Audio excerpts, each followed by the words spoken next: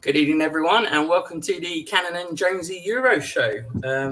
Football might be over. Well, the Premier League's over for the summer, but you've got us. We'll help you through and international football. But let's start by introducing this beautiful panel. Look at them all. Look at all these faces. Absolutely beautiful. We'll start with you, Bez. How you doing, mate? Totally excited. My second ever tournament for my country. Takes some getting used to. Let me say that right now. But very, very well. And also hoping England do well at the same time as well. Excellent. And Mark, welcome to the show, mate. How are you?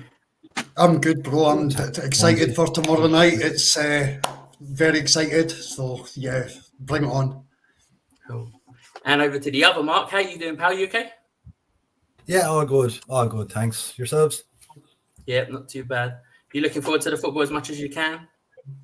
As much as I can, yeah. Sometimes it's easier when you're not involved, you know, because you just watch it from a distance and just hope England does every game.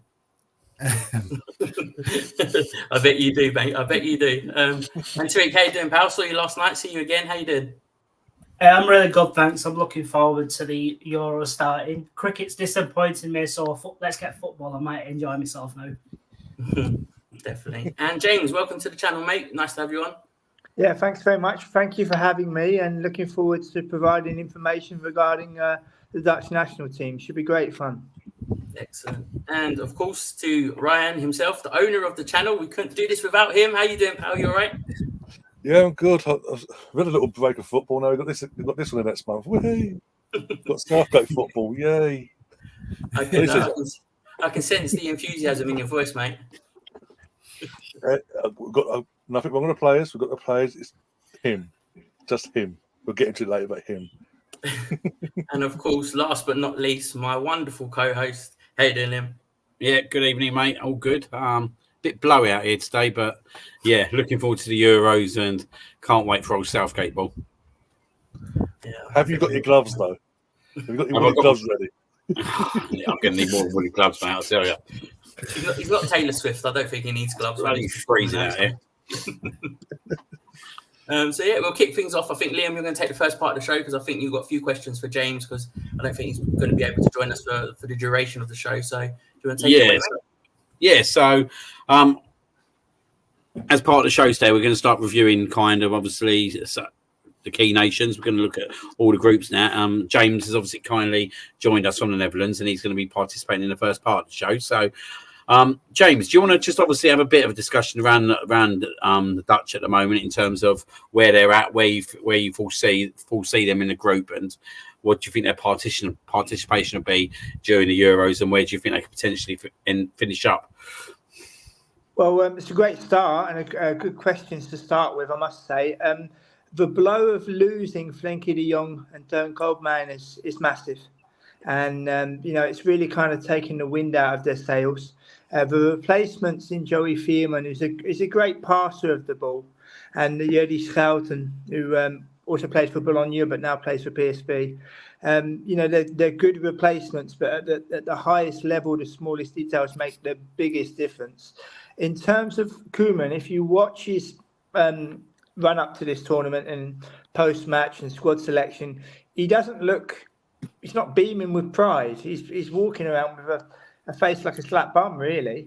Yeah. And even in the case of Frenkie de Jong, he's taken it upon himself to blame Barcelona for Frenkie de Jong's injury, but yet he was the one that selected him in the hope that he would be fit. When it became apparent that he's not fit, he decided to disregard of him. But he's also got strange characteristics. I mean, he was a brilliant footballer. There's no doubt about that.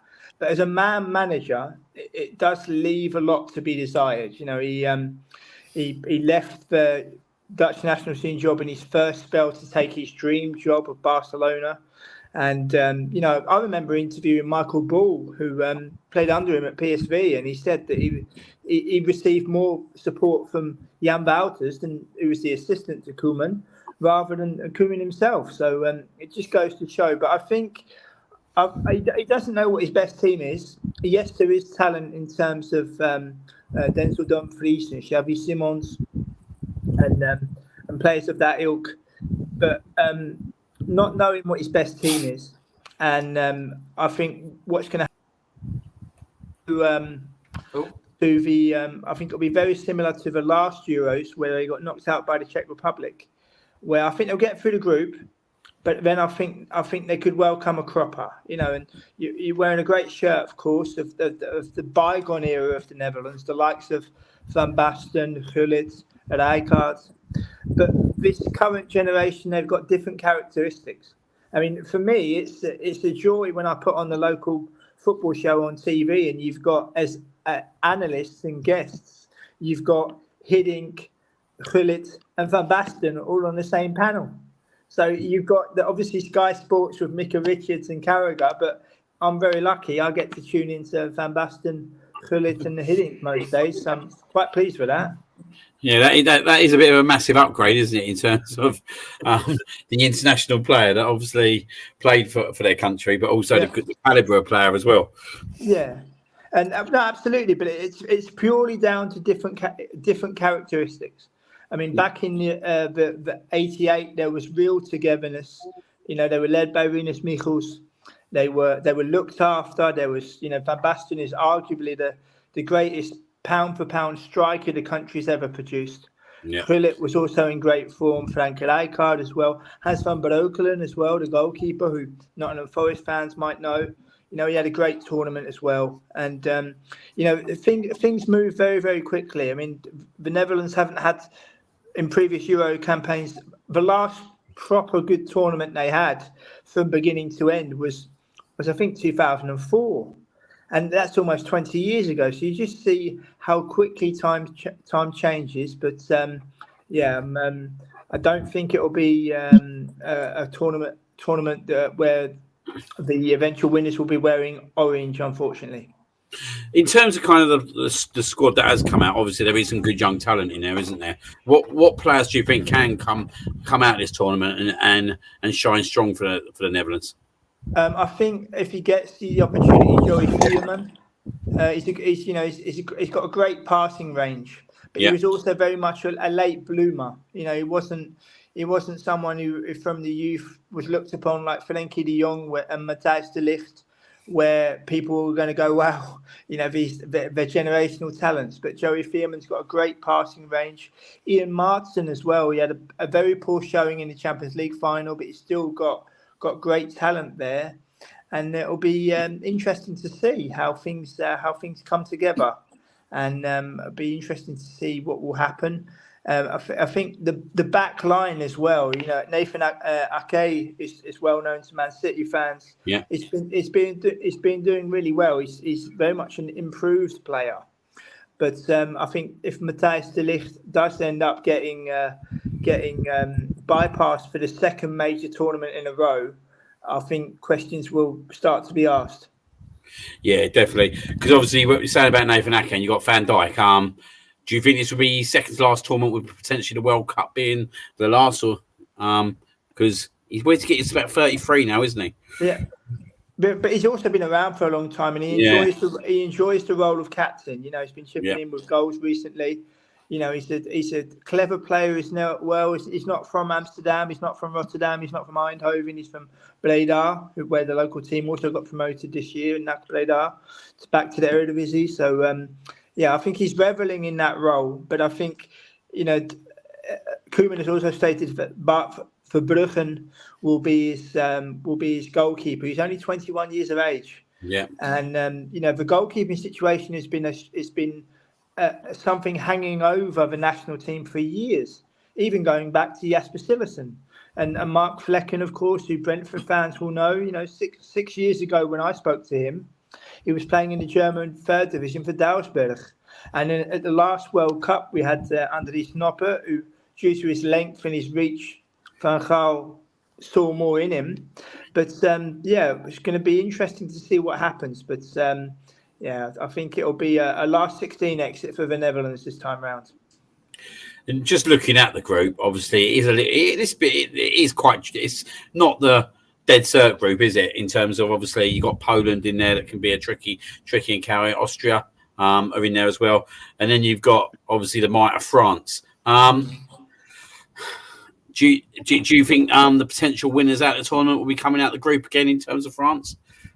Possibly, but there's been many occasions in history where the tournament favourites have been built up only not to win. You know, Yeah. 2004, for example, 2008, for example, where Spain, with that fantastic generation, I still don't think that Luis Aragonés receives the credit. I mean, he's sadly no longer with us. Yeah. But the man doesn't get the credit he deserves, because it was his methods and his way of thinking which changed that country, and which is now why we see the Spain that we see. And that all started due to Luis Aragonés.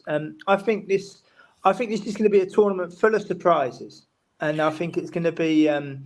I'd like to think a team will win it, which nobody expects. You know, in Euro 2004, and nobody expected Greece to win. In 1992, nobody expected Denmark to win. And every now and again, these tournaments come around where the winner comes from someone that you never expected. So I've got a funny feeling that this tournament, Euro 2024, will be akin to 92 and akin to 2004, where the winner will come from quite left field. Yeah, great memories of 1992. Johnny Jensen scoring that goal final, and ended up an Arsenal player.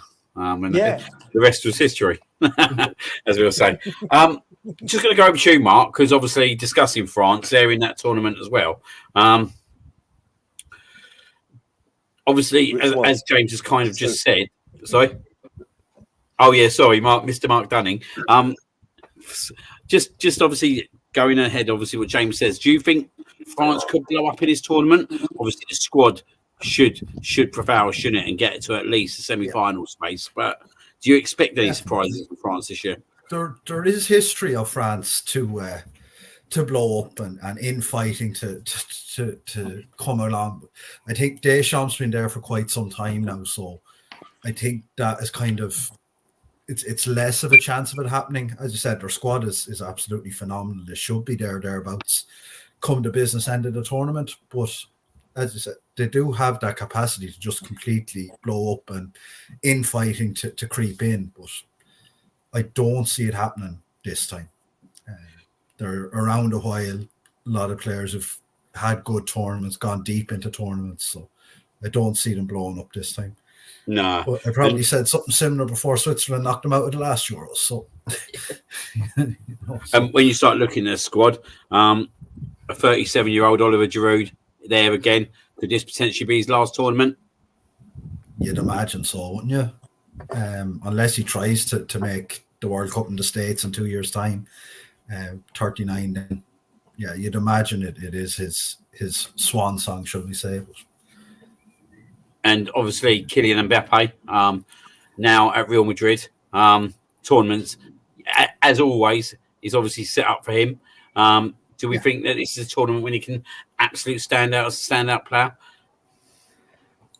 He did in the World Cup, so it was him and Messi were kind of whichever one ended up winning the tournament were going to be player of the tournament. So he probably is the best player in the tournament on current form, and he's just at the moment he's the face of the tournament. If France go deep, it'll probably be a lot to do with the likes of him. And Griezmann, who was fantastic for them in the World Cup as well, will be pivotal for them again. Yeah, definitely. We're gonna go over to Scotland's group now, because I'm quite keen to get Mark in. Please don't boo him, anyone, while he's here. Obviously, big game tomorrow night, isn't it, Mark? Like opening up Euro 2024 against the hosts. The might of Germany, as I said to you earlier on, this game sums it up as Man United versus Spurs for me, in terms of the rivalry. But all jokes aside, what can Scotland do in this tournament? Scotland, I actually think that we're going to break a bit of history and we're actually going to come out the group. I really do believe that. This togetherness with the Scotland side is something that it's almost like if we could put this back to Arsenal, when Mikel Arteta came in and he had to get rid of all the bad apples, your Rosals and everybody else, and he had to bring the whole football club back together. Scotland are like that. There's no superstars inside the Scotland team. There's not one. It's just players that just want to die for the badge and actually they play together. We'll play a rigid 5-2-2-1. And it's great for transition, for counter-attacking. We've held up brilliantly against some teams, and honestly, the Tartan Army are out in Germany at the moment. As I said before it started, there's 250,000 Scotland fans going over there. This tournament will be made up by Scotland. It really will. And don't be surprised if you see a major shock inside this group. Going back to the Germany game, past history of opening games with the ceremony and everything that happens, it usually ends up in a boring 1-1 draw. I remember the World Cup that started with Brazil and Scotland back in the 80s, and it was Brazil 1-2-1, and they had world-class players at that time. I don't know if you can remember that far back, but these games normally are quite tight. So, yeah, I think possibly a draw tomorrow, 1-1, Kai Havertz gets his goal. Obviously, I want him to win the Golden Boot, and and Scotland come out with a point out of it, but it will be tight. And in terms of obviously the personnel that have obviously gone to the Euro 2024, who do you think can stand out for the Scottish team in this tournament? Do you know what? It's not who's going to stand out. I mean, you've got McTominay that plays for obviously Man U, and he barely gets a game. But if you watch this guy when he puts a Scotland shirt on, he's like a top. He's like he plays better than John McGinn in the Premier League. It's just these guys just put the shirt on, and honestly, it's just there is a connection throughout the whole entire team. So for me, there's not going to be a stand-up player. If you go back to the qualifiers against Spain at home, Kieran Tierney actually busted a gut going down the wing and set up McTominay for the second goal. So there's not going to be a stand-up player. Every one of our players are just on a level playing field, and they all just put their heart into it. So that's what you would expect. We're not like England where you've got Foden and Saka, etc. We're not like that. We're just one complete unit, and that is the driving force behind us. We got obviously a few comments in terms of the group, in terms of Saskia Guna. He's saying that he likes Che Adams. Do you think he can get a few goals in this tournament? I think he could do, but I would actually be interested in Lawrence Shankland. Lawrence Shankland is, although he's playing in Scotland, he has had a very, very good season, and I would not be surprised if he starts tomorrow. I would not. There is a strong. Sorry, I do apologise for that. There is, with Wyndon Dykes going, Wyndon Dykes would have been the first choice striker, obviously, but with Che Adams and Shankland, that is the one spot that I wouldn't absolutely guarantee. I think Shankland is in top form at the moment, so yeah, I wouldn't be totally surprised if he started the game tomorrow night. And obviously, Tony saying that he thinks John McGinn is going to be the standout player for Scotland. Obviously, top player for Aston Villa. Club's just got into Champions League football. What's your thoughts around him? John McGinn's unbelievable. He's the second captain. I don't know if you guys have seen the videos when Scotland arrived in Germany. He's doing the German dances and that. The Germans already love him. It was hilarious, honestly. It was really, really good. But on the just John McGinn, we know that he produces for Scotland. The same as Andy Robertson does, and the same as Kieran Tierney. I'm not picking out any players. There's McGregor, we've got McTominay, we've got Kieran Tierney, McKenna in defence, our goalkeeper Gunn. It's just like it's a good squad, and they're just all equal. We're all solid together. We're just one team going forward. It's not any superstars. And a big question for you. Where can Scotland get to in these Euros? Where's your dream? Where's the vision? My dream is that we'll finish second in the group. England will finish first in their group. We'll knock you out the last 16 and we'll go to the quarterfinals. That's the dream. That's one, That's the one dream. big dream. And then after that, it doesn't matter. After that, it doesn't matter. That's when you earn your ban on the channel from the channel. Yeah, 100%. Cool. Right, going to pass over to Jonesy. He's going to cover over a few more groups and obviously speak to you guys regarding that. So, yeah, I'll pass over to you, Jonesy. Cool. So, Bez, over to you, mate. With Albania, where do you see them guys doing this in the group? And what's your chances of getting out and stuff like that? How are you feeling? Are you confident? My friend, where do I begin? I'm like a Scottish friend down there. Like, come on, I go Italy first game, Croatia second game, Spain third game. Look, if we pass the group stages, it is a beautiful thing. But trust me right now when I say this, I just wanted to perform well. For the last one, we qualified 2016. We had 1 victory, 2 losses, a bit of ill discipline, a bit of inexperience. Because we play with heart on our sleeve. We're very similar to Scotland. We play together. We're like a unit. As you know, most of our players, I think, Strakosha plays for Brentford. One of our, I think, left back, he plays in Italy. Our first choice goalkeeper plays in Italy as well. Jim Sheet, if you know, he played for Atlanta, which he won if I'm correct, the Europa League against Bayern. Excuse me, Bayern Leverkusen. It's a Bayern Munich accident. I'll say we could get a result in Italy because in Italy they're a bit fragile, right now, on and off as well with that mindset. Croatia is tough, as you know, because they have players obviously in the last almost golden years now, the Modric's and all the bunch they have.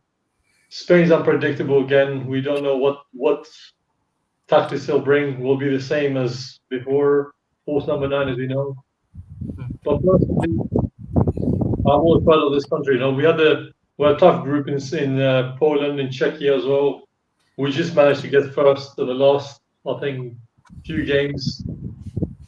As a proud Albanian, I'll say to you, I want to see us pass the group stages, but then again, being again in our second major tournament is just a special feelings. I want to see Arsenal do well and see my homeland doing well. It's like a special thing that just gives another like a buzz of urgence of like happiness, of joy. Just you don't experience much often.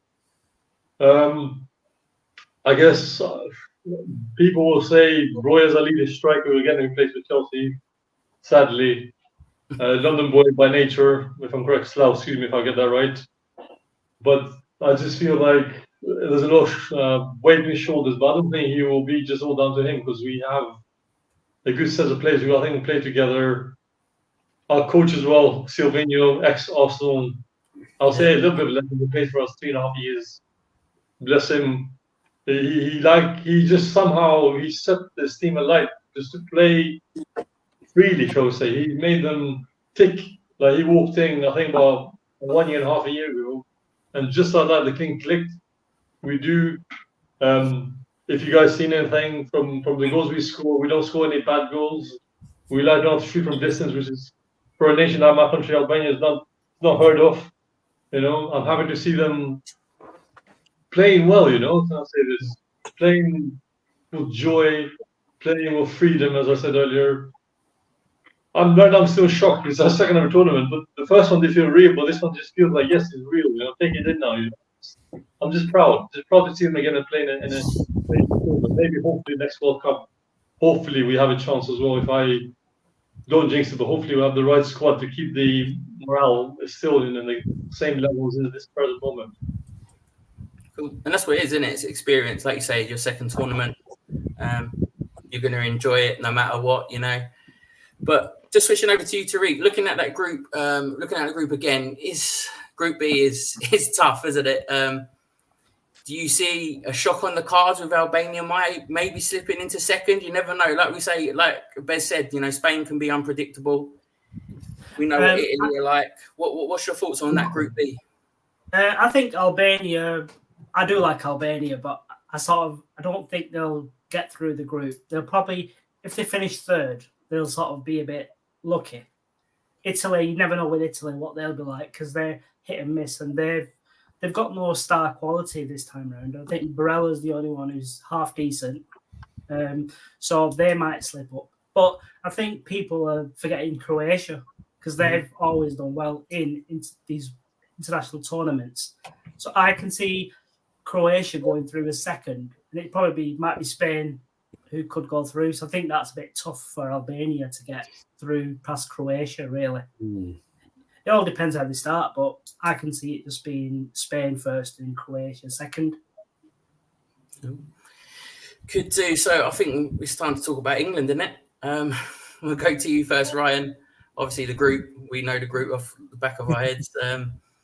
You know, I know you're Southgate's #1 fan. That's why I've come to you first. But there shouldn't be any shocks here, should there? We should see this group out comfortably, first place. Are you concerned at all by any of the teams we've got in the group? I know Denmark can be dangerous. Serbia, you know, could cause us problems. We saw Iceland do it. What's your thoughts on us and getting out that group? Straightforward? Not straight. Personnel-wise, with the players we have, shouldn't be a problem. Should be straightforward. However, Denmark won't be easy. Slovenia, they've seen what Iceland and other teams have done to us recently in the last few friendlies and all that. They'll be up for it. Serbia, they've got Mitrovic and other players that we know of from the Premier League and all that.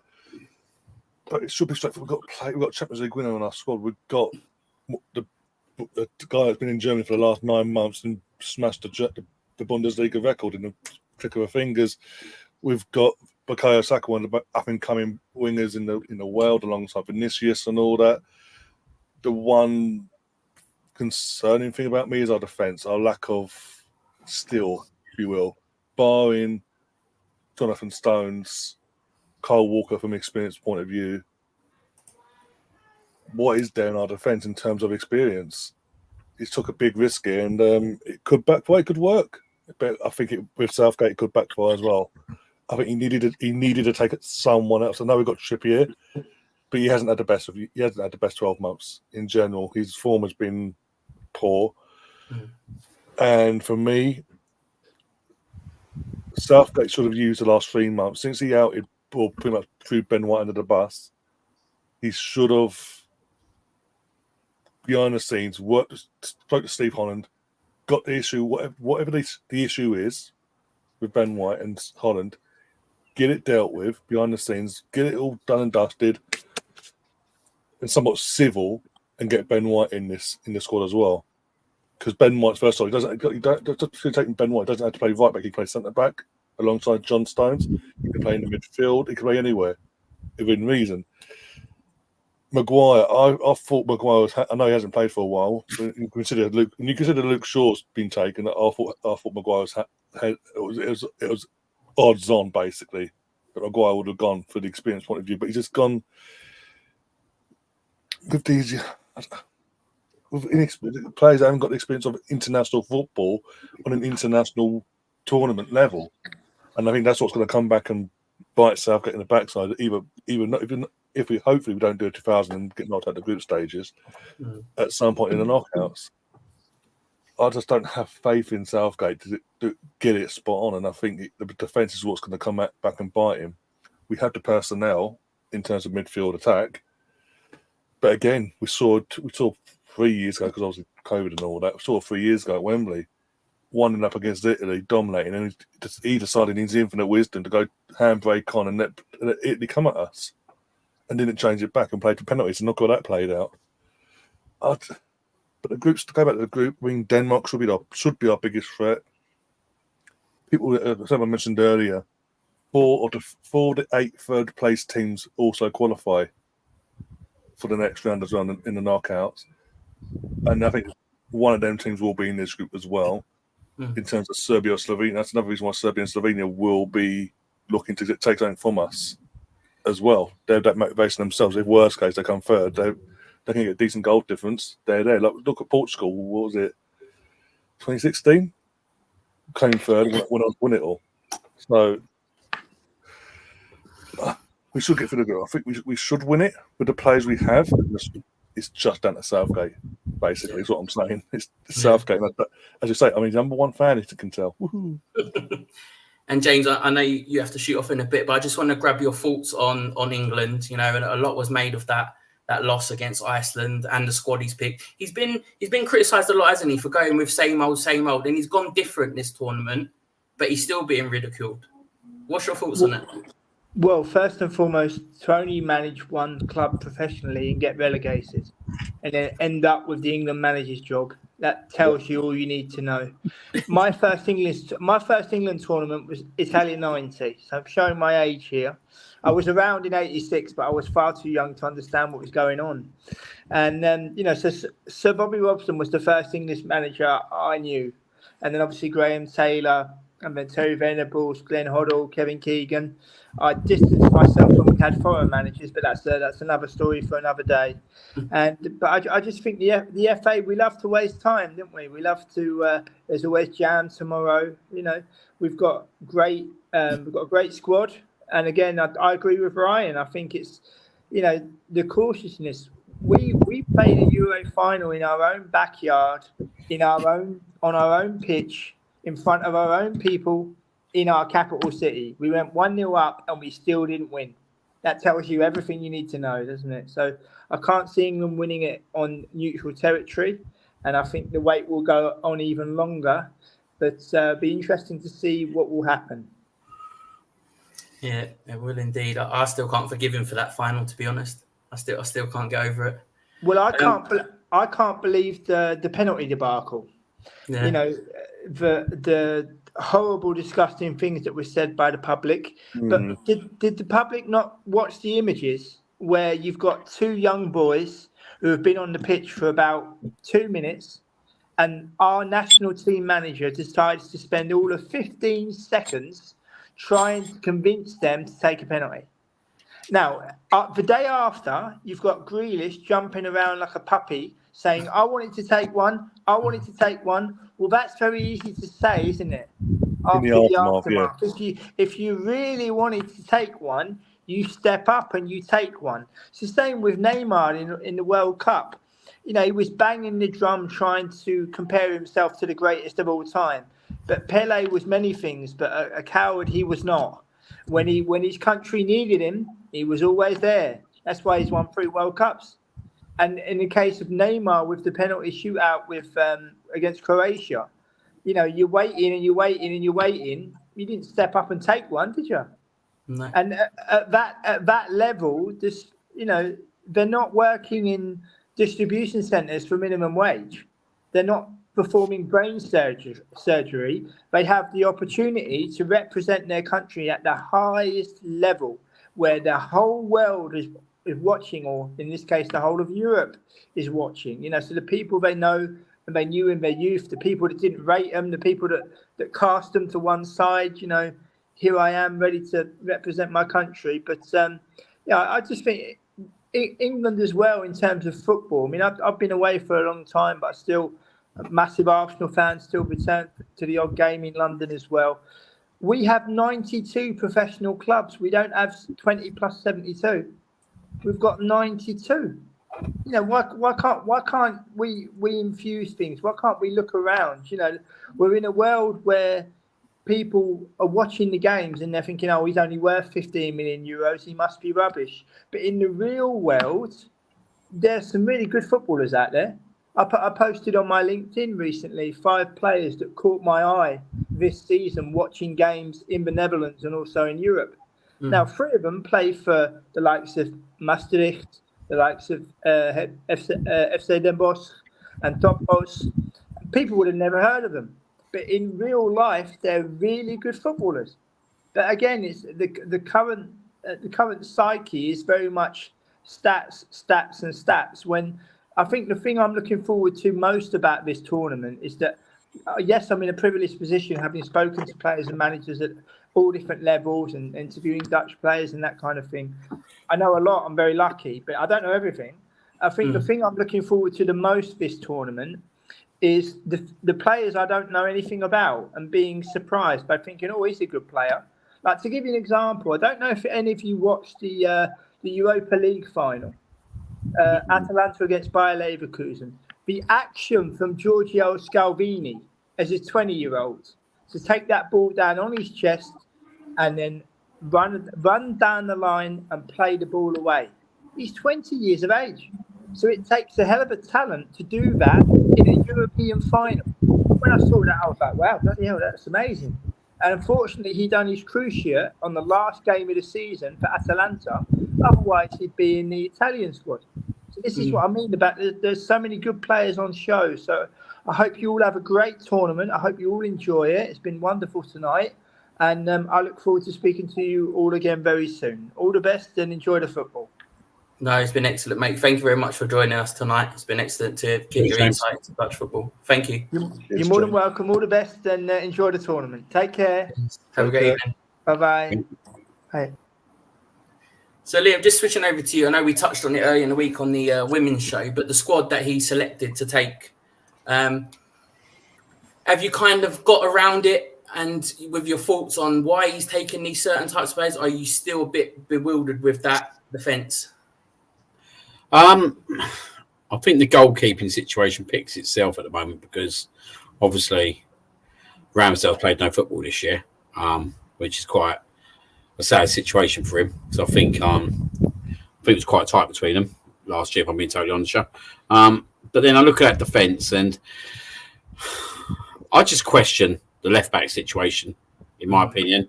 I know we got 4 Crystal Palace players in there, but you had a natural left back in Tyreek Mitchell who never got any opportunity whatsoever, and I just don't understand it. Now, Kieran Trippier's got the space, he's got the experience, but in my opinion, I think Kieran Trippier's had the worst season that he's probably ever had in his career. He's been pretty poor for Newcastle. And I think most Newcastle fans would probably share that opinion as well. And I think he would probably share that opinion that he hasn't been up to scratch. And I think he's quite fortunate to find himself in the situation he's in.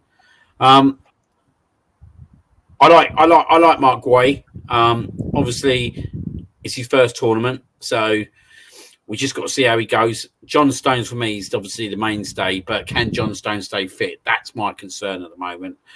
John Stones has got a natural ability to obviously get injured. So that really concerns me. Then when you start looking outside John Stones, then you start thinking, shit, the defence is very, very weak then if he gets injured. Now, I share Ryan's opinion. They should have done all they could have done to get Ben White back in that squad. He'd have been absolutely key. He'd have been a contender for me to play centre back, if I'm being totally honest. And I think whatever way Southgate wants to paint it, and the way he has painted it, this does not reflect good on him in terms of his man management for someone who talked about harmony, and it certainly don't reflect well on Steve Holland. And for that said, I just hope that they go on and have a really good tournament, because if they don't have a good tournament, there's going to be a lot of questions asked. And for me, he's too good of a player not to be in that squad. So yeah, that's my kind of thoughts with the defence, if I'm being totally honest. I just think that you're going to need now Kieran Trippier to proper step up, unless Luke Shaw does get fit. But when was the last time Luke Shaw played? That's the other problem we've got at the moment, and we just got to hope that they start really strong. Now, I'm in the same boat as Ryan. This group ain't a gimme, mate. When you look at that Serbia team, they're going to cause us a bit of an headache, I think, on Sunday. I don't think it's going to go all our own way. And we've seen in tournaments that England at certain times don't start tournaments strongly. And this could easily have a draw written all over it for me. It's how we approach the game.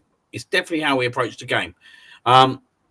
Slovenia and Denmark, yeah, we should go and beat them. We should go and beat Serbia, but you never know in the Euros. It's about how we gel as a team straight away. And because we got the ability. When you start looking at the players going forward, we've got the ability to hit them in so many areas. Jude Bellingham would be a massive plus. Obviously, Harry Kane needs to score early doors for me, and then obviously get his account up and running. But yeah, I think the other key question is potentially who does he play in centre midfield? Who does he play alongside Declan Rice and Jude Bellingham at the moment? And if you like to ask me, I think, in my personal opinion, I wouldn't go with the young kid Manu at the moment. I think ease him into the tournament. I think Gallagher could be a good shout. He started all season for Chelsea. I think he'll do a job next to get Declan Rice. Yet again, I think Adam Walton, don't chuck him into the Lions' den straight away. ease them in. So for me, I think I'd go Conor Gallagher. Yeah, I think that's what I choose as well to sit inside. You know, even though Chelsea have been poor this season or last season as it is now, he's still probably the most experienced out of the lot, isn't he? And he probably would give that extra bit of quality than Manu does. He's just a bit too young at the moment, in my eyes. I mean, we've seen the England team, we've seen the Scotland team. I think it would be disrespectful if I didn't show Mark Dunn in the Irish team. There's the team selection that's going to the Euros. There's the winners, lads. That's the winning team. You just fill in your own name. So that's the Irish team that's going to the Euros this year. Tariq, I just sorry, Mark. So just switching over. They did the right kid and didn't turn up. Exactly. We did qualify. All our players just went home before the tournament started. Walking their dogs. Yeah. Tariq, just switching over to you, mate. Oh, sorry, Liam, go on. Yeah, sorry, Jonesy. We had a question here from Mr. Brownie, who's quite a lot to say about Saka at the moment. I know James did answer it, but you might want to try and get someone else to answer and see what they kind of think. Let me find it. Here we go. Many more nations. Since Europe was created, Euros, many more nations since our early days of watching football. The groups are far easier now, so do you think by England not? What? Was there any more of it? Is there a second part to that question? No, part 2 to that, Brownie, please. Okay, there we go. Having a competition in the qualifying stages anymore. That is a knock-on effect when they come up against the big boys. Once they, the thing is, I've grown up again. You're a bit old. You're a few years older than me, Brownie. But I've grown up in the age of like the 90s, early 2000s. The group stages for England were never that hard. It was literally North Macedonia FC, like literally for like back at the World Cup and Euro qualifiers. So they're not any harder now. I mean. They're doing it. What was it? What we qualifying? Well, we've got is it Nations League with Ukraine, Italy, and all that. But Nations League. I don't really concentrate on the Nations League because as far as it's irrelevant for me. It's not. There's just a money making scheme for UEFA. If it was so much easier, Wales would be qualifying week in, week out. That's all I'm going to say. And Wales aren't qualifying, everyone so it can't else be that is easy. in the same boat as well. So. Yeah. My personal opinion.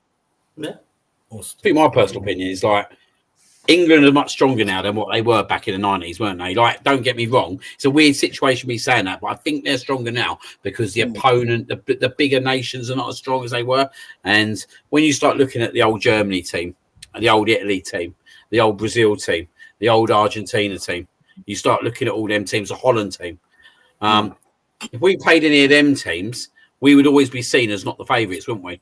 But I think that's a little bit different nowadays. I think we're seen as more the favourites when we go into them games.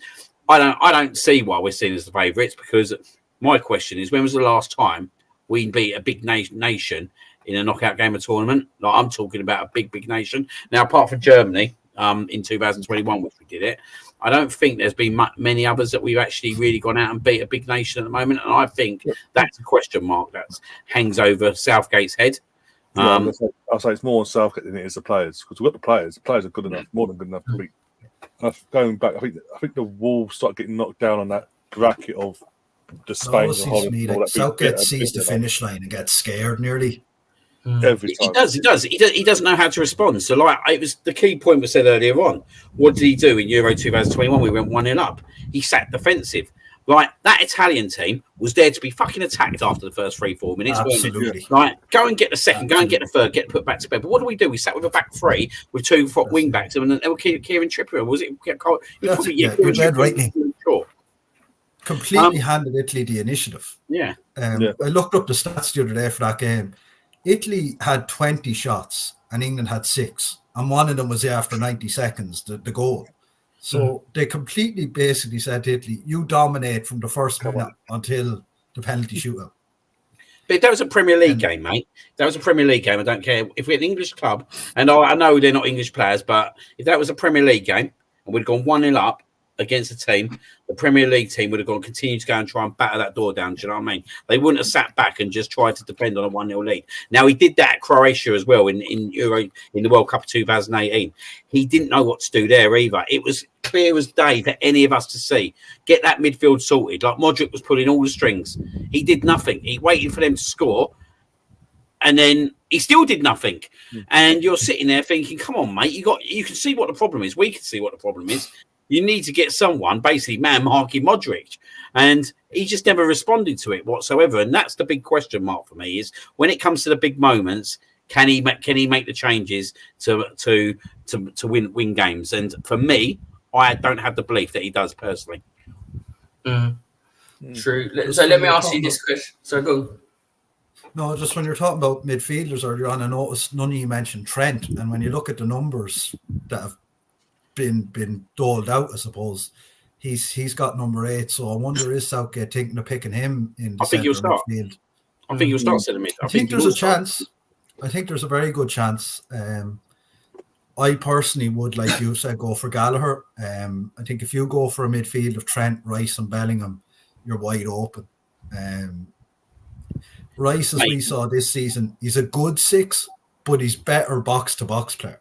Like, Rice was much better for us once Jorginho came into the team and Partey came into the team, and he wasn't asked to do that shield the back 4 job as much. So, yeah, I think it was interesting when I saw the numbers and I saw Trent was given number 8. I was like, there might be something to that. Again, maybe there's absolutely nothing to it, but I thought it was just an interesting one. And obviously he got named as a midfielder in the squad as well. It is obviously something Southgate's thinking about doing. Whether he actually pulls the trigger and does it, we'll see on Sunday. But it is definitely something he has thought about. And I know he did use him in some of the warm-up games in the middle of midfield. So, which to me would be crazy. He hasn't played there all season for Liverpool. Inverted fullback isn't the same as central midfield. It just isn't. No. Why don't we play as inverted fullback? Why don't we do that?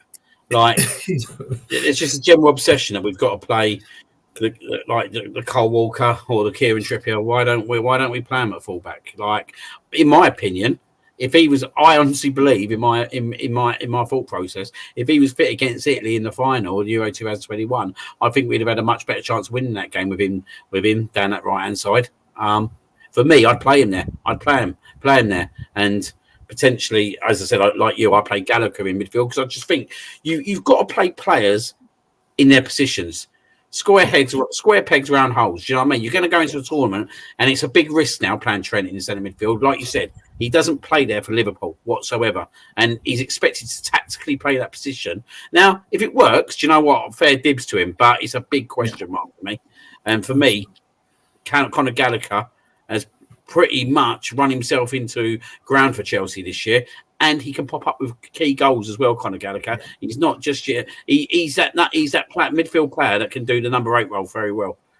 Liam, do you not think, just see with the England side, see the defence, I hate your defence. I think it's the biggest part of your team, and if you don't win the tournament, it'll be because of that. But see in the midfield, I just see if you had a Declan Rice at a 6, Jude as an 8, Foden in front of him, Gordon, and then Saka, and then Kane up front. Do you not think that would work? Do you not think that Southgate is too reserved? So I hear what you're saying about Conor Gallagher, but do you not think if you had a Foden sitting as a 10, and I think he's going to do that because Maddison's obviously not, he's been dropped from the squad completely. Do you not think that England fans and Southgate should maybe be thinking along these lines? If he's going to do that, he needs to do it from the start of the tournament. I would love to see that personally. I would love to see that, but I'm just thinking, Gareth Southgate, has he got the bollocks to do something like that? I'm not so sure. For me, if you can, that's the other question, isn't it? We haven't got that natural left-hand sided player. Now, there's another player that we haven't mentioned that I'd love to see get a good minutes this tournament, and that's Eze. I think Eze's got something massive in his tournament, right? I think he could be a proper little tournament player. He's got the flair, he's got the skill, but it's about, does Southgate have the bollocks to obviously play him at certain games or certain times? I guess by your question, does Southgate have the bollocks to say, do you know what? Declan Rice, you do the number 6 role and play Bellingham and Foden in the 8 and 10. Now Bellingham's got the whole package, hasn't he? Like he's got everything. For me, he should be able to do a number 8 role. I just don't know if he'll do it, mate. I just don't know if he'll do it. I think he'll probably play Saka and Foden out on the wings, but I guess Gordon really naturally is the only really natural player who can play out on the left-hand side. Yeah. What do you think? I don't know. I agree. I would agree with that 100%. I actually would agree with that, and I just think that you've got the wrong manager. I mean, from a Scotsman, I'm not trying to take the piss out of him, but actually I'm. Actually I'm. But no, seriously, you just got the wrong manager. Do you know that it's like talking about the Euros? It's like Martinez has been in charge of like the golden generation of Belgium. Belgium, and he done absolutely nothing, and then he gets the golden generation of Portugal, and it's like absolutely nothing. Who's his agent? Need to find out who his agent is. 100%. But no, Tariq, I'll ask you the next question about. We'll stay on the topic of Southgate at the moment. If he loses, if we go out, does he walk or does he stay for the World Cup? Now, Man United's gone. I think he's walking no matter what. I think they've probably told him that this is the last tournament. I actually think he's a bit boring, but it might be he might have a change of philosophy for this because he might think, right, screw it, I'm going out after this tournament. So why don't I try something different? So like we're saying about that formation and the players, maybe playing Foden as a 10, he might do that. And he might change. I know in the past he's been a bit too defensive. But this time round, he's got Ivan Toney, Ollie Watkins he's brought with him. So he's probably thinking we might be struggling in the knockouts. We could go like 2 up top or even 3 up top, really, if we are. Normally, it's been when we've gone behind, we've had no one apart from Harry Kane who can attack. Now we've got a decent strike force as well. You might think, screw it, I'm going out. Let's play these players. Let's try something different. So I think he'll try something different, but he'll definitely go. And Bez, do you kind of agree with that? He's just one of those managers. I think he needs to be more ruthless, man. From what I see as a football fan as well, he just needs to take it in his stride and say, look, let people have the freedom of the pitch, as we said with our manager of Arsenal. Like, let them be. You fucking say this. We love Seth on the right, but don't kill him. We all love Jude as football fans as well. Don't kill him. But you got to play them on the bench. Surely as well, he has to start utilising what he has. As the previous comment said, show a bit more coherence. Otherwise, you're gonna have to walk out. I'm sorry, as a dopey country that is England, for me, his time will be up because he's not delivered that. How can I say this? More of the mentality's sake. You know, he's got all that, as you say, from the get-go, he had that promise. But for me, he lacks that. How can I say this? Dynamic as a manager. He's not someone who just say to, let's say, person to a player on the bench, I want you now, dictate that, play, man, as you guys said, man mark that player.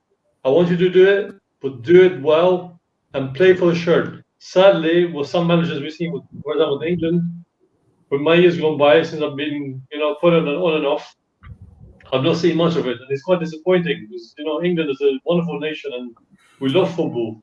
So why not have a manager who will bring back the fans some sort of joy? And even for me, if England do well as much as my country, I would love to see both England do well, But so I just think Southgate in this, he's got this, I don't know, he's too soft in some aspects of his tactics, which I don't like as well. I see Ryan's. He's rubbing his hands on his eyes. He just looks. There's no hype, is there? Like I know normally there's flags out, and like my kids' school, they normally put out loads of stuff. There's literally just nothing, no excitement or anything. If you even look at it, if you deep it even further, even the media itself, like Sky, BBC, they're not even hyping it in terms of England's chances here. Usually, no matter what, even before Southgate, it's like we've got the players, got the None of them are doing anything. What the ex-players are doing their bit. You got Harry Redknapp, you've got David Seaman, Adams, and all this going on Sky, try to do their bit. But the actual media outlets aren't really hyping like they usually do. Like World Cup just gone. They're hyping England up like this is going to end of 50-odd, 60 years of hurt and all that. The Euros and in the pre-COVID, it's written because of the COVID pandemic. Is that pretty much all our games are at Wembley, buying one if you've been on the route. This one, it's just like they know Southgate's not good enough to get us over this line. I said this earlier, we have the players. There's no doubt about it. It's him. And like James said before he went, Southgate's had one other job. That was in 2008 when he got sacked in 2009. He was there for 3 years, got relegated, and he got sacked when they were second to Newcastle by a point or something like that. And in fact, I always say this in my back and forth with people that say, he's look at his done for us, for England, this, that, and the other. Between 2009 and when he got the England job, no one wanted him. No, not Wigan, not Portsmouth, not Premier Rovers, not Tottenham. No one wanted him. And suddenly it's like, but because he's done a few things, club harmony. Yeah, look at that, how harmony's gone with Ben White. And such harmony that when he's dropped players for the final squad, 2 of them are pissed off to our beef and hanging out again with his brother. Such harmony, though. He is the reason we're not going to win. It's not going to be players, it'll be him. He is the reason why he got knocked out in the World Cup. Just gone, quarterfinals against France, because he's done what he always does. We're playing, again, the players proved it, because the players played brilliantly against France. He just goes, tactically, I don't like this, handbrake on, doing what he got him relegated in 2009. He did it in the Euro final, you've mentioned. He did it in the semi-final of the World Cup in Russia. Any manager with a team worth their salt, he struggles against. Go back to Russia. Everyone picks up because we got to the semi-final. We got the easiest group in the world, and we walked it and we showed it. The second we got into the knockouts, we got Colombia, who should have been with all due respect, even the squad then should have been a foregone conclusion. Really, we went 1-0 up. We were cruising. What did he do against Colombia? Handbrake on, right, penalty shootout, and straight through by the skin of his teeth. Then we comfortably put Sweden aside, and then Croatia, again, bang, 1-0 up. Momentum's on our side. Handbrake on, bring it on, and it backfired. And when it does backfire, he doesn't revert back to what was working in the first place, and that's the main thing that pisses me off with Southgate. He has something good.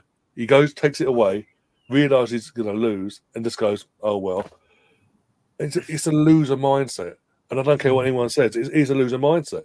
I keep saying it. He got relegated with Middlesbrough after 2 seasons. And in the 3rd season, he got sacked after 3 weeks. And no other club or country wanted him. He's a yes man. And that's why he's staying put where he is. And it's fucking annoying. It's aggravating me. I'm getting more hyped up now. I think, yeah, we better come off. There is a European Championship tournament happening tomorrow. You wouldn't know it by Ryan, but yeah, I think Liam wants to talk about. You sure about that, Jonezy? Anyone thought he's managing Ireland at the moment? I was enjoying that. Do you know what I'm actually enjoying that? We still haven't got a manager. I'm not Jack Charlton. That's what he's doing. He's holding out for the Ireland job. There's a lot of harmony in the Irish team. Look at all those great players we have to work with. Look. But we're just going to have a quick read through the other two groups that we haven't looked at. Obviously, Group E, we got Belgium, Slovakia, Romania, and Ukraine. Just going to quickly go over to you on this one, Mark. You expect Belgium to win that group, wouldn't you? Yeah. Do you think Ukraine will come out second in that, or do you think Slovakia or Romania? I would imagine so. One thing about Belgium, I'm shocked that they haven't exactly told one of their goalkeepers here, pull up in training there so we can get Courtois into the squad. I think that squad was picked a long time ago before he came back and won man in the match nearly in the Champions League final. So I'm surprised they haven't nobbled one of their own to get him into the squad. But so be it. They should walk that group pretty much. And probably our danger going forward in the tournament. Golden Probably not to win generation. it. I think they've missed their chance. I think they've missed their chance. I think they had far better players maybe 5-6 years ago. I think Russia was probably their best opportunity when was it France beat them in the semi-final. I think that was their major chance to actually go and do something. They beat Brazil, I think they beat England in the group stage in that tournament as well. So I think that was their opportunity to go and actually win. I think their chance has passed them by, unfortunately for them. Yeah, because it is a golden generation, isn't it? A team that of the past that kind of gets tagged with England. But when you start looking at Belgium and England, you look at both them teams haven't kind of seen the job through, have they? And when you start looking at Kevin De Bruyne as well, what's he, 33? Coming up to 33 now as well. Potentially he's got one more tournament in him after this if he decides to. Do we think he could be one of the stars of the tournament? Potentially. I haven't seen enough of how he's actually playing for Belgium, like to make a real assessment on that. He had a great end to the season for City. I think some showed some stats that he created more chances nearly than any other player in the league, despite only playing half the season. So he is in form, and will be absolutely pivotal. If they are going to do anything, it's going to be on the back of the likes of him, and they'll be hoping Lukaku shows some sort of form as well, because they'll need him to score. And just looking at, going over to the other mark, just looking at kind of Ukraine. Obviously, we I think we knocked them out, didn't we, England? In Euro 2021. Do you think they got into knockout stages? They got to the quarters, didn't they? That tournament. Do you think they can get out of this group again? And do you think? Or did you say Romania and Slovakia? There could be one of them to kind of teams. I think so. I actually fancy Slovakia to come through that. I don't like Scotland. With Scotland, we played Ukraine a few times, and unlike Arsenal, the plays Zinchenko in the midfield, and he is actually quite decent there. He is actually really quite good there in the left eight. So, but for me, I really don't see it at all. Slovakia might be the danger in that group, in my opinion.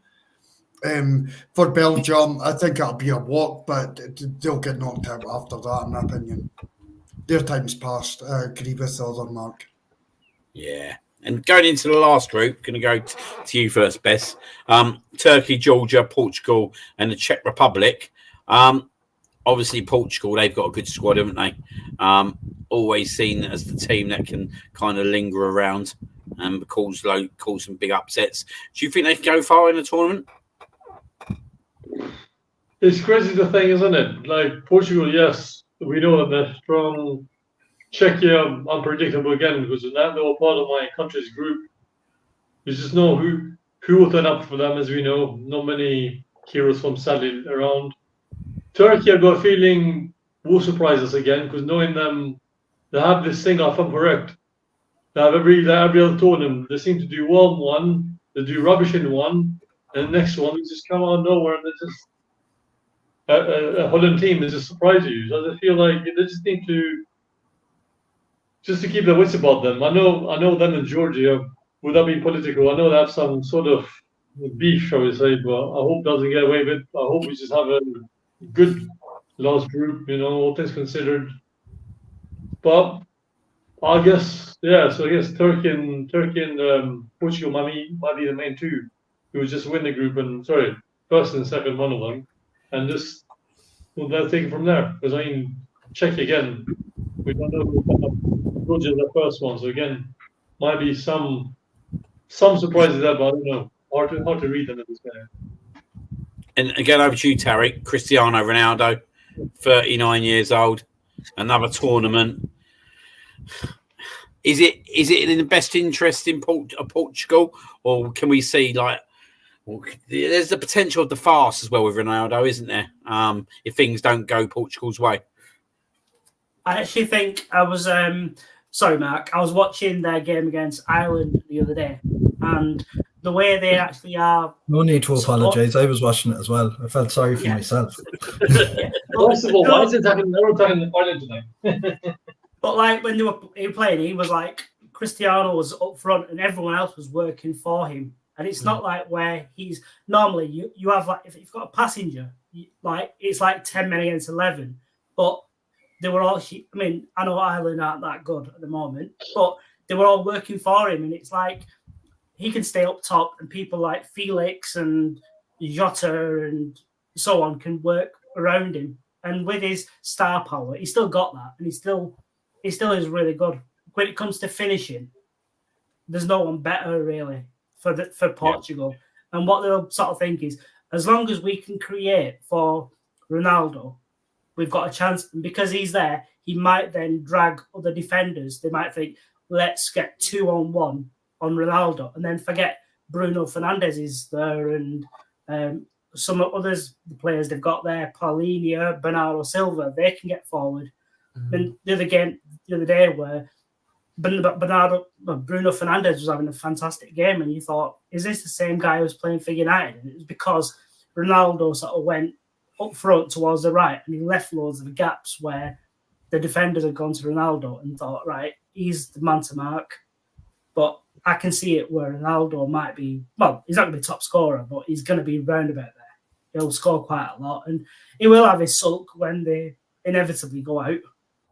But I think he'll, because it's probably his last tournament, I'm not sure about the World Cup, whether he'll be there, but with it being his last Euros, he might be more supportive, like the year when they actually won it. He wasn't being a bit selfish, he was being supportive. He could be that sort of talisman for him, and everyone works for him, like I said before, so it could work. It's an incredible one, isn't it, Jonesy? Gonna go to you on this one, and I know it's never easy being obviously an Arsenal fan, but Cristiano Ronaldo, 39 years old, still leading out his Portuguese team. I think people probably thought he was all over, weren't it, when he made that move into the Saudi League, but he's still there, isn't he? He's still going to be a threat. You still expect him to score goals in the tournament. What a player. Mate, he's for someone who's getting older, he looks like he's getting fitter. He's just an absolute machine. He was so fresh against Ireland the other day. You can criticise that, Ireland have nothing to play for, whatever, but he still had to do what he had to do. And, he looks like an absolute machine. There's no chance I could ever get to that physique, not even if I was 20 years younger. But he, when you've got a player like that, you've got a free kick around the box, under pressure penalty. Like Tariq said, there's no one better. He'll step up. He'll take the ball on. I know James mentioned a lot earlier about these young players and pressure and not stepping up. But if you want to see someone who steps up, it's him. I know he gets criticised for his sulking and whatever, but he backs it up. Look at his track record. Look what he's won. I'm worried about Portugal. Just the fact that, like Tariq says, it's his last tournament. I think he's going to be going all out to win that tournament and bring it back to Portugal again. But the guy is amazing, and it's just a shame he played for Man United and Wenger didn't actually sign him, because imagine how good he would have been at us, but with Henry as well. But Thierry Henry and Ronaldo, Jesus. Mate, it gives me good dreams at night. I'm in some bad dreams as well. Well, that's the roundup. In terms of group stages, I'm going to do a quick round robin before we go into our next segment, and just kind of, I'm not going to go for the tournament winner at the moment, but I'm going to ask you who you think your standout player is going to be. So I'm going to go Rosa first. I'm going to go Bez first. Who do you think your standout player is going to be in this tournament? No pressure making me first. Mbappe for me always screams in my head straight away. That's the first thing that just clicks straight in my head. He's always Mbappe for me. And in terms of that, do you think he is going to take it by storm? Because knowing him now, he's gone to Real Madrid. I think he was just giving new lease of life. And for me, so like in the quotes, if I'm correctly quoting him based on that, I'm not seeing the clips yet, but he seems to be now, hopefully, mindset-wise, to say to himself, now I'm the main man for France. I do what I do best. And as he says himself, I'm a champion. And he does what he does best and just scores a plethora, does his things. For me, he's just he's another player I wish we had at Arsenal, Stuff of dreams again. No worries. Going over to you, Mark. Please don't put McTominay in that equation. Please don't. I'm going left field on this one. Kai Havertz. He's back in form. He's back. He's finding his Leverkusen days, and not tomorrow night. He could have one goal and we'll draw 1-1. I'm happy with that. It's totally fine. But Kai Havertz, I just think that I think he's going to light up his tournament. I really do believe he'll light up his tournament. So that's my player of tournament. Who needs Mbappe when you've got Kai Havertz? Exactly. Waka. Tarek, who do you think is going up there? I've got a choice of two. I'm not sure which one. João Felix from Portugal, if he plays, I think he'll do really well. He's the sort of like what Griezmann was a while back. He's that sort of player in an international tournament. He might do well. And the other one I've got is Xavi Simons from Holland. Mm-hmm. He's quite good if he plays. He might, because he's quite tricky as well. They might get quite a few chances, and he might get a couple of goals, be a bit fancy, a bit tricks. So one of them two. Cool. Going over to you, Mr. Dunning. Yeah, I'm going to go for a guy who we know is definitely retiring at the end of the tournament. I'm going to go for Toni Kroos. And he's been absolutely immense for Real Madrid for God knows how long now. He's just after coming out of retirement to play with Germany. I think if they do anything, he's going to be absolutely pivotal. So I'm going to go with Toni Kroos. I think he's been very important for Jude Bellingham this season, actually, as well. And letting him play that bit further forward for Real Madrid. I think he's had an outstanding season. It'd be a fitting way for him to finish his career. Brilliant. Ryan? Well, it's sort of stolen by the Scotsman, but Kai Havertz, I think the last 12, he's not saying the last 12, I mean, obviously the move from Chelsea to Arsenal, the last 6 months, he has just been different gravy. He's confident now. So just such we need to, if we can get the confidence. What we saw by Leverkusen Kai, Arsenal will be cooking. He sort of took that form into his international friendlies that we've been seeing. And I think, as I say, he just looks like a different player. He's hungry. He wants to. He's hungry. He's happy. He wants to score. He wants to get involved. He wants to get stuck in. He's not going hiding. And another one, obviously, someone else Tariq put two. I'm going to put Jude Bellingham as well. I think he had a phenomenal year for his. To go from a few years back, he was coming through and playing for Birmingham City, and he's gone from Birmingham City to Dortmund to Real Madrid, and he's won a Champions League. I think he was a top goal scorer for Real Madrid as well, if I'm correct. It seems like he's scored it every week, and I think it's just in terms of form and confidence. If England are going to do anything, it'll be mainly down at him and what the confidence he's oozing, and he'll put it into this team. Cool. Going over to you, Jonesy. Yeah, there's only one person I'm going for, and that's our star boy, Saka. He had a bit of a quiet season, as people would say, but for Arsenal. Top goal scorer still, but still a quiet season, and apparently he's still not good enough. There's a bit of hype around him. So I think it's time he proves it. And in our eyes, he doesn't, but it's time it shut a few other people up. And I think he will this tournament. I think, he will be. I'm actually going to go out on a whim and say he's going to be top goal scorer for England when we win it. We think we're going to win. When we win it.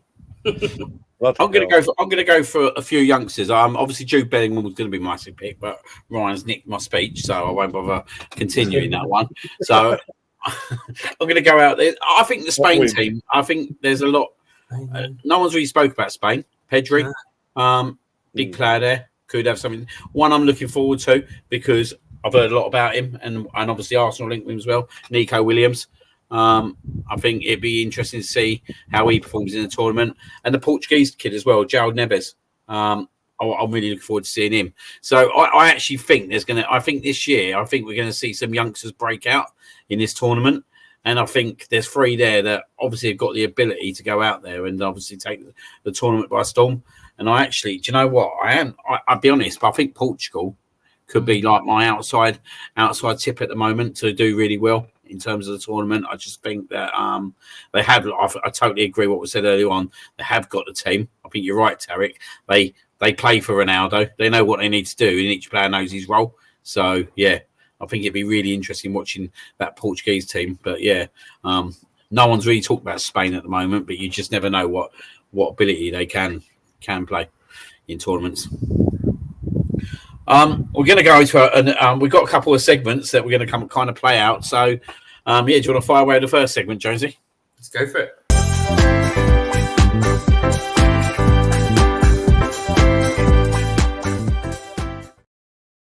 Right, so they're all sitting there. Okay, all our cars sitting there. Probably, maybe not Ryan, but we're thinking a name game. We're going to name a certain name, but we're not going to be doing that. And I've just decided this off cuff, like literally about 2 minutes ago. So no one's really planned for this. What I want from you guys, yeah, right, and we want all the viewers to get involved as well. Just in case you thought this was pre-recorded. What I want for you guys is former Euro legends from the 90s. Now I've got my one, and I'm going to go first. So my former 90s Euro legend was Gary McAllister. Bloody hell. For missing that penalty against England in Euro 96. No. Why did you do that? Why did you do that? Mate, he changed the whole tournament. He changed the whole tournament for England, Gary McAllister. He's a Euro legend in my eyes. He's part of the reason. We'll get onto that later, but he's part of the reason. All jokes aside, though. Can I smell? Absolute fabulous player. Just couldn't beat Big Dave, could he? So, yeah. Obviously, fire away your Euro legends. We'll go over to you, Jonesy. Got any? Give me a big legend of you at the 90s. You know what? Same game, mate. Dave Seaman for saving the penalty. Bastards. Just to rub it a bit more into Mark. Fucking hell, guys. No mates in here, eh? No mates in here. Right. I was going to go, to be honest, I was going to go Colin Hendry. How do we not talk about the dentist chair? We may as well just talk about the dentist chair. Because I'll go with Gaza then to keep up the team. Got some good ones already, though, guys. Recorded. We got some good ones already. Got Baggio, what a player he was. Absolute fabulous player Baggio was, weren't it? Did he miss a penalty in the World Cup? World Yeah, Cup, World Cup. He did, yeah. Harry Kane. Well, we like some penalty misses here, don't we? Johnny Jensen.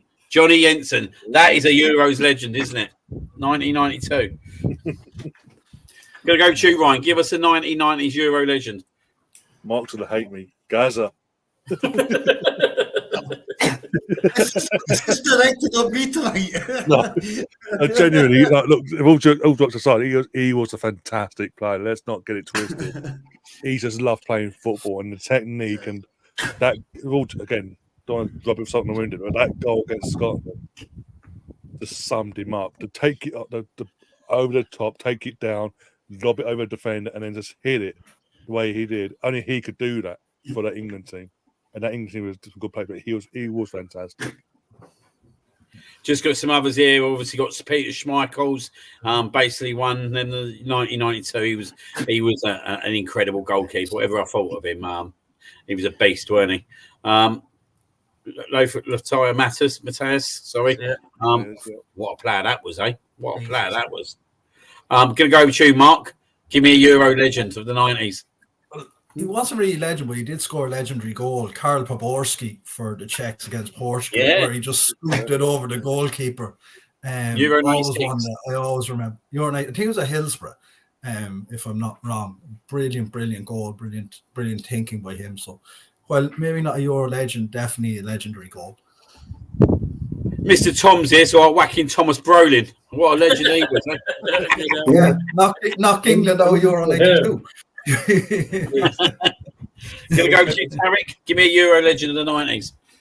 A former Arsenal player, and number 9, Davor Suker. 96 was brilliant, and 2 goals against Denmark. He was fantastic. What a chip. Yeah, that was incredible, weren't it? Do you know what, right? He's a funny player, and he's one of them players you forget that played for Arsenal because we shot time there, but he was an incredible player, weren't he? In the 90s. Yeah. Just going on, Thomas Brolin, did he end up as a goalkeeper? weird situation. Wasn't it? At the fame of 92, and then came to Leeds, ate loved Yorkshire puddings, as you could tell in the end. And then Come on, payback. Go on, Mark. What are you gonna do? What are you gonna throw at us? I'm going to throw it, Dennis Bergkamp, the best player ever to play for Arsenal Football Club. 96. Not big, not Megs, fucking seaman to score. Ali McCoy puts one in the top bin against Switzerland, and Scotland could qualify. We just needed one fucking goal. And we didn't get it. So, we didn't get it. So, same tournament, but Dennis Bergkamp, honestly, there's never been a football. We could speak about Pele, we could speak about Maradona, we could speak about Ronaldo, Messi. Bergkamp just does not get his flowers, honestly. This guy, honestly, I know that, I love King Henry. Bergkamp is he's just different gravy for me. That guy was just, eye-watering to watch. Absolutely eye-watering to watch. So, for me, definitely Dennis Bergkamp, and fuck you English pricks for your battle. Sorry for swearing, guys. I just wanted to carry on in the end. I thought, fuck it, you mentioned, so let's mention it. The 98 goal was unbelievable against Argentina, weren't it? Absolute brilliant. Bezzy, give me a Euro 90s. Oh, a 90s legend. My leg was spoiled. I had Bergkamp, but for me, Zidane has to be the next best thing. He just, for me, I think my introduction was World Cup '98. So just Zidane, the way he won that tournament with France, just something else. I was ready to say Bergkamp too, but sadly my vote got taken. So I'll say Zidane, next best thing. Yeah. I've got another one. I've got another two as it goes. One, well, to be honest with you, we probably despise both of them. The name for the first one sums it all up. Kuntz. Do you remember him? Oh yeah. 96. No. What about Klinsmann? Sorry, I'm going to say Klinsmann. Jurgen Klinsmann. That was the other one. Jurgen Klinsmann. He obviously Spurs scumbag, obviously. But yeah, again, what a player he was. Go over to you. I'll go over to you, Mark, on that one, Mr. Dunning. What a player? Yeah, the Germans had a proper teams back then. I remember you had players like Sammer, Mahler, Kohler, all brilliant. Some of the best. I think they won the Champions League, all three of them, the following year after they won Euro '96 with Dortmund. So, as you said, Germany had proper players back then, a proper team. Reached the final in '92 and won it in '96. They probably don't get remembered as fondly as a lot of other teams because they didn't go too well in the World Cups either side of those tournaments, but they did have some proper players. No, that's the name. And in terms, give me an Ireland, give me a big Ireland legend in the '90s. There was a few of them back then, weren't there? Well, look, the obvious one, it was in '88, obviously, but Ray Houghton scoring the winner against England will our first ever goal in an international tournament, and for it to be against England and for it to be the winning goal.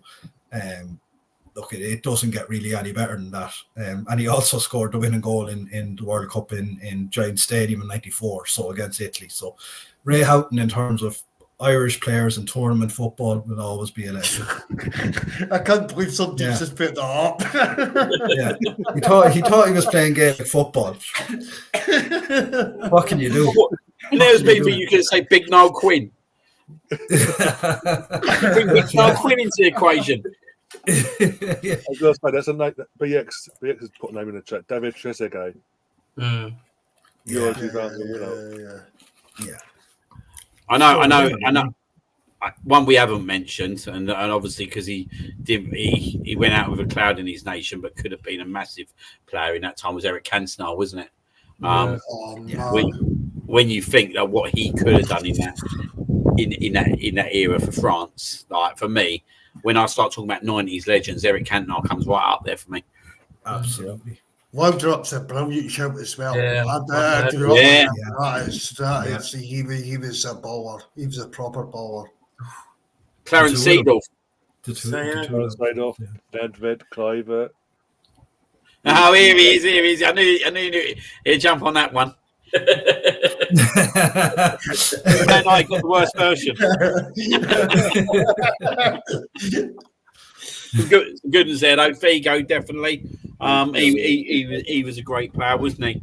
And another one I liked till he went to Tottenham, unfortunately. I used to love him as a player. That was my era when I was a right winger, and I used to always roll myself a bit of a David Ginola.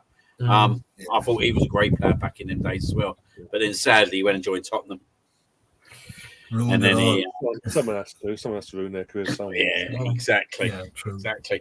Another one that no one spoke about, Hadji. Yeah. Hadji, he was Yeah. good. He was good. Yeah, very good. I think when you think of him, you think of the World Cup '94, though, don't you? In America, we don't talk about that us English. Yeah, we weren't there. No. Wonder why that is. We had a turnip in charge at the time. We wanted someone from we're at Ireland have their moment in the sun, so we've Jamie Charlton. Yeah, we enjoyed that tournament until we had to play in the hot weather. We didn't like it too much then. Once they sent us down to Florida, it was game over. Mark, is that the last time you qualified for the tournament? Not quite. I don't know if you're being mischievous or if you're asking. Jesus, it's Britain's going, Tom. Yeah, you're going to take off. No, Jesus. Qualified for 3 tournaments. Stoichkov. There's a good one. There's a good one. Stoichov. It's not as if you qualify every tournament yourselves. Do it now, mate. You do it now, mate. Some really good legends there. So, that's our 90s. We'll be doing another one next week. We won't be telling you what it is, but some good to go roll back the years and just discuss some absolute legends. For me, the winner there was Gary McAllister. followed by Seaman and Gaza. Well, I'm going to do a round robin quickly again before we go into our last part that Jonesy's going to do. So, obviously, we're going to discuss the potential winner of the tournament. So we'll go the other way around this time. Jonesy, who do you think? Who's your tip to win it? And I want your top goal scorer as well. I really think England will win it. I forgot. Really? Yeah, I really do. I haven't had the drink tonight. But no, I really think England. He hasn't had a drink. He's had about 10. I'll still say Mbappe to finish top goal scorer. Cool. Ryan, who are you going for? Top goal scorer, Kai Havertz, just by goal to Mbappe, but I think he'll just do it because home tournament and all that. And to win it, I want England to. I want us to win it, but I can't. It's just that Southgate things in my head. Is that previous? So France, I go to France. It's a hard one this year. Usually, I'm spot 6 months before I'm on it. For the last 12 or so years, I've been spot on with World Cups and Euros. And who I think is going to win it, they always go on to win it.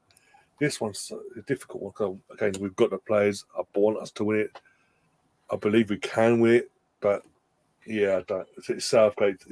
We had anyone else in charge of this team, I'll be with Jones going England. But I just think we'll come up against France in the quarterfinals probably, and they'll go on to win it because Southgate will do a Southgate on us. Cool. Mark, from obviously watching down at this tournament, who are you going to go for and top goal scorer? I'm going to go for Germany. I would have went Portugal, but Martinez being in charge of Portugal has put me off. If he couldn't do me Belgium, he's certainly not doing it with this Portugal side. So that for me's put me off. So I'm going to go Germany, Havertz top goal scorer, and Scotland to knock England out in the last 16. Just we had to dig in there for 96 Good man. Let's see if you come after the last 16 then. You're definitely getting invited back on, mate. Tarek? Top scorer, I think, will be Harry Kane. And for the winner, head says Portugal, but it's coming home. England. He's going England. Yeah. What are you guys smoking? He's got a bit of a ring though, innit? Do you realise who our manager is? It's got a bit of a ring though, innit? That Iceland would be bragging that they beat the eventual European champions. It would be, yeah. Typical, it would be. Mr. Dunning? Yeah, so I said Germany on the thing we did in work the other day, so I'm going to hedge my bets here and go Portugal. And top goal scorer, I agree with Tarek. I think it'll be Harry Kane. I think England are in a relatively easy group. He could have 4 or 5 goals scored before the knockout tournament comes along, so that's why I'll go with him. I think that it sets up for him to win it with that group. Yeah. Cool. Bets? Mbappe will get the top scorer. Something I'm fighting in my head too, but I know Ryan will come in deluded, but I just don't know why. But something tells me England will probably just try and push for a win. I mean, I'll take it, don't get me wrong, but just it's Southgate in my head. That's, yeah. I know. No And I hope Scotland do well. I'd love to be proven wrong. That's all I'm saying. I'm gonna go Harry Kane to be top goal scorer. I think you'd have a good team built around him as long as we get everyone out there fit. I don't actually think that it because Southgate's tactical decisions. I think it'd be down to the players' no ability. I'm sadly still gonna. I've done a whole thing at work with results, and I've sadly still predicted France to win it. I just think when it comes to the crunch, I think the squad's there. I think they've got the players, they've got the experience, and if they turn up, then I think they'll just do it again. But yeah, hopefully I'm wrong. Bloody hell. So Liam did the throw out some, Euro legends. I think it's only right we do this next.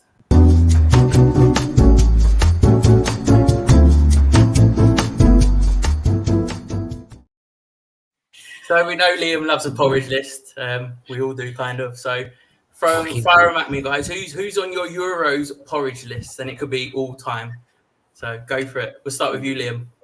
Scott McTominay, get him on there. Top of the list, he's in.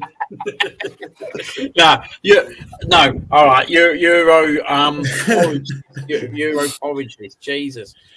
Oh. Yeah. I don't know.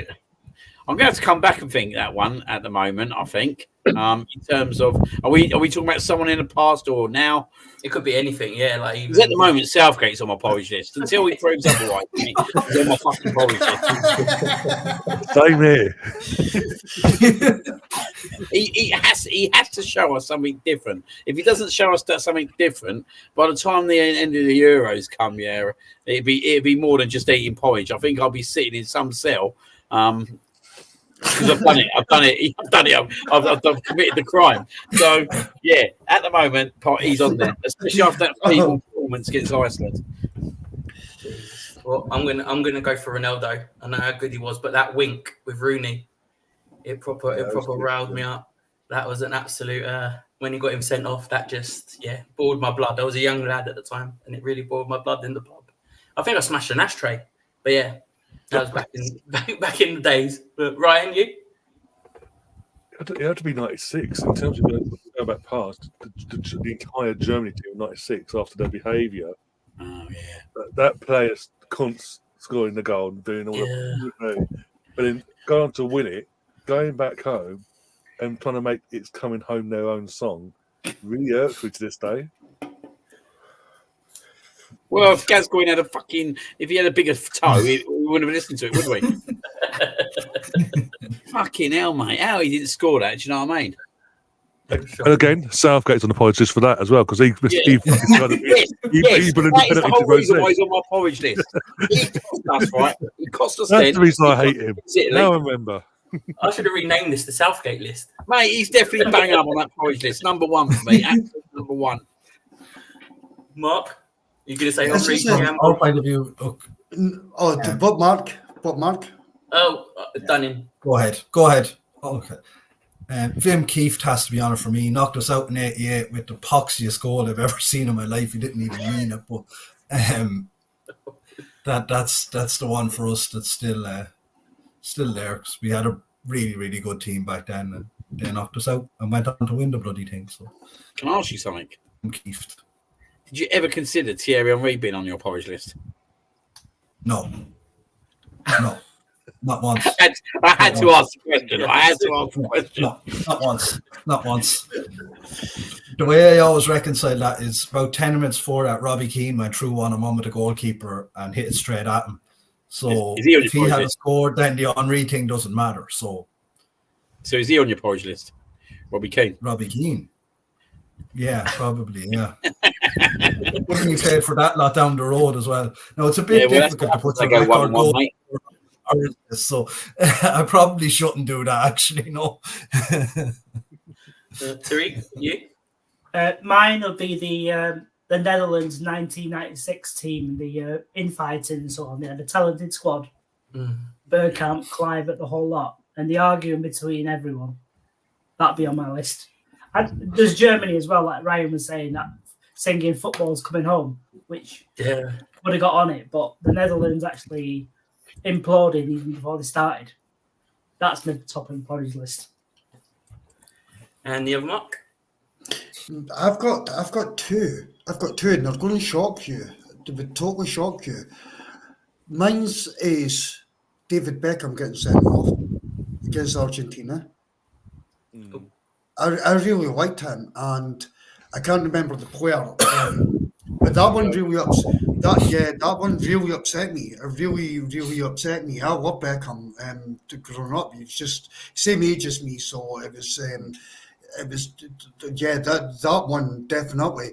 But the one that really hit home was Zidane getting sent off in the World Cup final.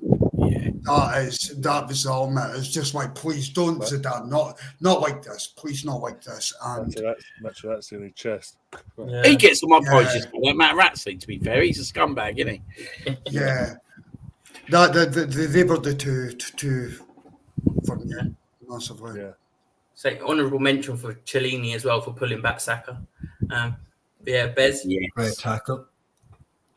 I'll say modern day football, generally speaking, Bruno Fernandes is just on top of my list. He's an elephant. He's an elephant. Look, he's just so salty. This is that crybaby as well. He's like, come on, you're meant to be a leader. Don't be frigging like throwing your hissy fit around. Just play for the shirt and just get on with it, man. Come on.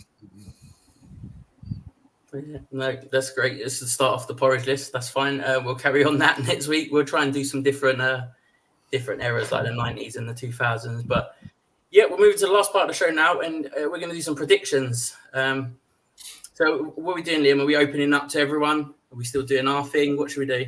I think because obviously we could go on all night if we did it the way we wanted to do it. But Yeah. I think what we'll do is me and Jonezy will get our fixtures. So we're going to have a bit of a battle.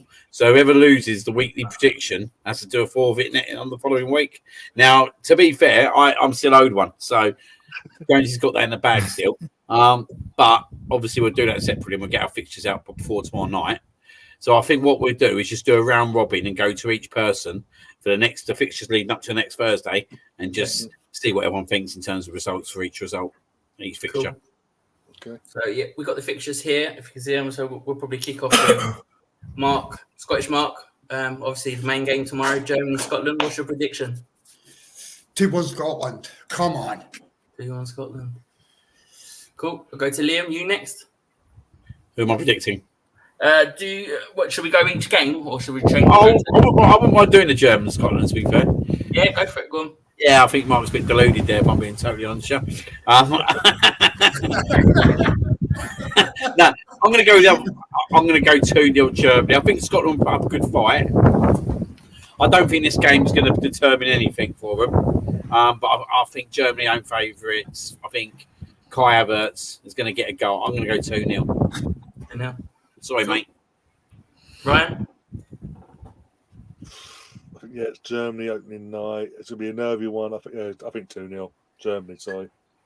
I think it'll be a nervy one. I think Scotland will have a few chances, but Germany's experience will come through in the end. Cool. Sorry, There's Mark. quite a few fictions to go through. Should we change up the game? We'll go, Mark. We'll go Hungary, Switzerland for you. The first game on Saturday. Yeah, Ireland actually played Hungary last week, and they're nothing special. So I'll go Switzerland 2-0. Switzerland 2-0. Cool. And we'll go Tariq. We'll go with you with Spain and Croatia. That'll probably be the first draw of the tournament, 2-2. 2-2. Cool. Bez, Italy, Albania. I had to come for you for this one, mate. I appreciate it. As I said before, Italy are unpredictable, so maybe we might get a 1-1 draw in our first game. 1-1 draw. Could do. So let's swing it back around the same way. We'll go Bez again. Poland and Holland. Say that again. Poland and Holland, mate. Because I have a little mini soft spot for Holland because of our Bergkamp legendary days. For me, I want Holland to win. Cool. So what score are you going for that? 2-0 Holland. Cool. And Scottish Mark, we'll go for you next, mate. Slovenia, Denmark. Slovenia 2-1.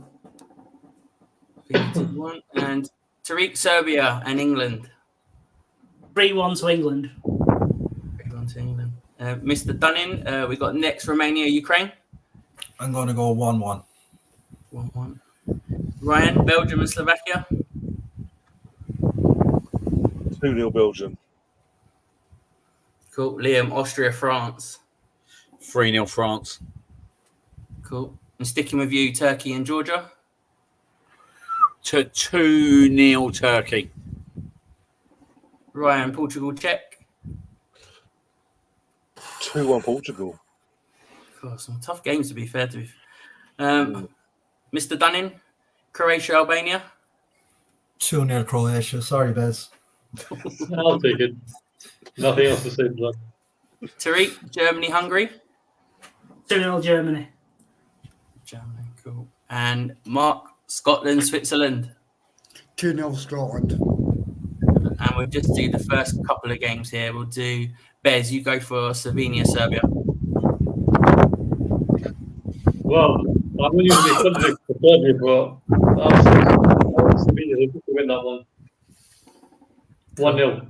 1-0. And I'll end with you, Ryan. Denmark and England. 2-1 England. 2-1 England. So that interests me a little bit in terms of not the result, but it's Denmark England next Thursday, so we are going to need to look at 1 o'clock kick. plan the next week's show. No, definitely. Right, guys, I think that wraps up, doesn't it? Ty, is there anything else, Liam, that you wanted to mention? No, I just want to say, obviously, a massive thank you first and foremost to the legend as Jonezy, who obviously set up the show today all by himself. So, obviously, the work you've done behind the scenes, mate, absolutely incredible. Obviously, just want to say thank you to you guys as well and James Rowe for coming on. Absolutely splendid 2 episodes of you guys on, but from like different nationalities as well. And obviously, you're more than welcome to keep joining us throughout the Euro tournament. And hopefully, it'll be a great tournament. And yeah, good luck to everyone. Even Mark himself. Good luck, mate. Yeah. we're just run around and say goodbye to everyone. What's this to that tomorrow? Hey, I'll do that. You do that. Hey, I hope you're not offended, okay? You're not serving anything. No politics here, yeah?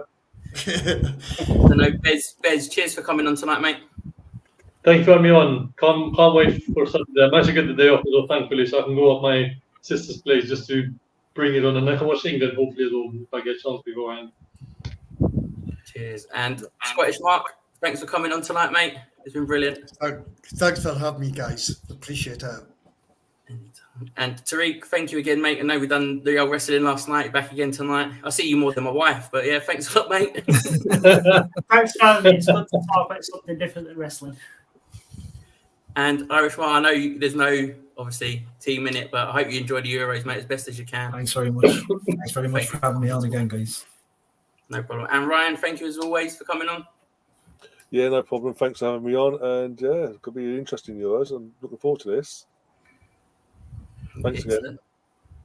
And obviously, again, Liam, thank you again for co-hosting with me tonight, and everyone in the chat. Some great engagement and comments. We'll be back again next week, won't we? See who's in the first forfeit, the Euros. But hey ho. Good night, everyone. Southgate in.